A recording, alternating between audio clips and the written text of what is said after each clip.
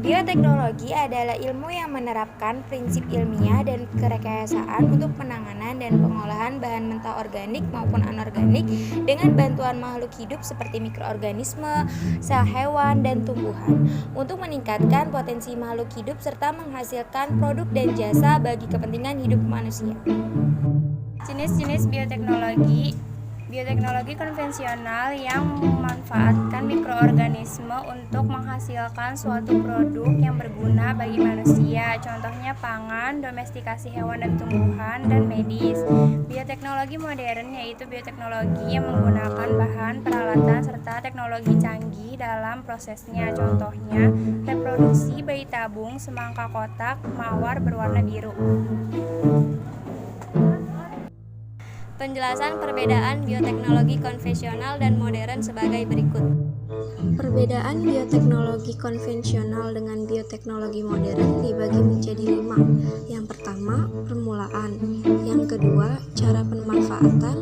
Yang ketiga, peralatan dan teknologi yang digunakan. Yang keempat, proses dan hasilnya. Dan yang kelima, contohnya.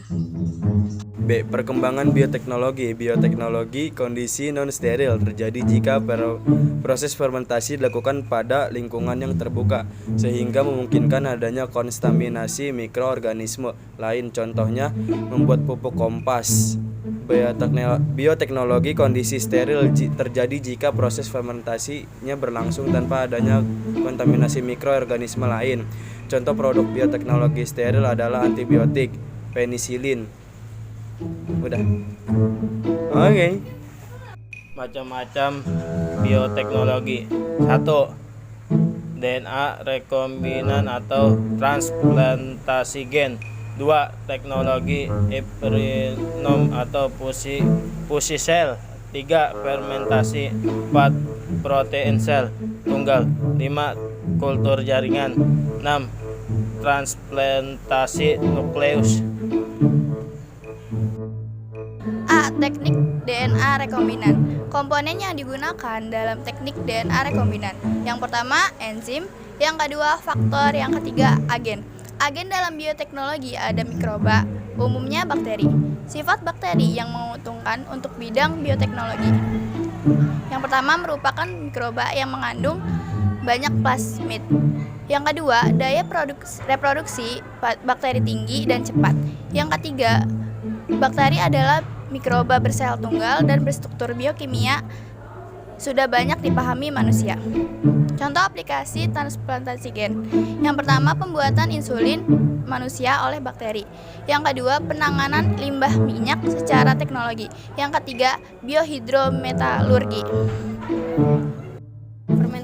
Fermentasi merupakan perubahan senyawa utama pada makanan adalah karbohidrat, protein, dan lemak. Keuntungannya adanya fermentasi. 1. Meningkatkan nilai gizi atau nutrisi pada makanan. 2. Pengadaan aroma dan rasa. 3. Perubahan warna, pengadaan sumber protein, lemak, karbohidrat, dan vitamin. Teknologi hidrigoma. Prosedur yang paling menonjol dalam teknik hidrigoma adalah fusi sel. Proses fusi sel yaitu menggabungkan kandungan dua sel yang berbeda dan akan membentuk sel bastar tunggal.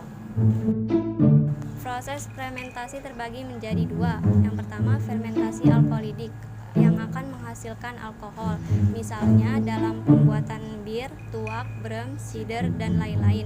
Yang kedua, fermentasi non-alkoholidik yang tidak dapat menghasilkan alkohol, tetapi membentuk asam organik, vitamin, asam amino, misalnya pada pembuatan tauco, terasi, tempe, kecap, sosis, yogurt, antibiotik, dan lain-lain.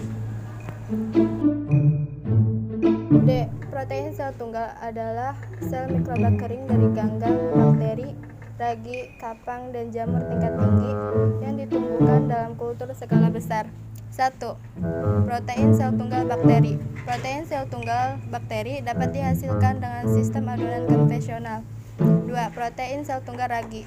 Ragi dapat ditumbuhkan pada beberapa macam substrat yang meliputi karbohidrat, baik yang kompleks maupun yang sederhana. 3. Protein sel tunggal kapang dan jamur tingkat tinggi. Produksi sel tunggal pada kapang memakai metode yang sama dengan yang dipakai untuk membuat bahan pada ragi.